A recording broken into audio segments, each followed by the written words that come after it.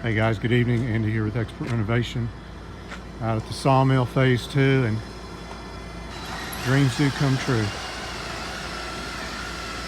Everything went our way. Side jams in place, bedded in concrete. Got to tighten the bolt up there, got it in place. That's our 10 by 27 beam. It's 130 pounds a foot beam, so I doubt it will ever go anywhere. Got it tack welded to those brackets.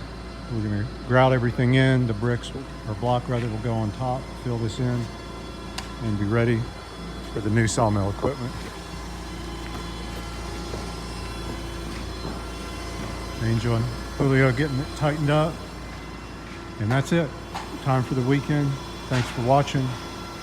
Please don't forget to subscribe and call us if we can help you out with any type of commercial remodel.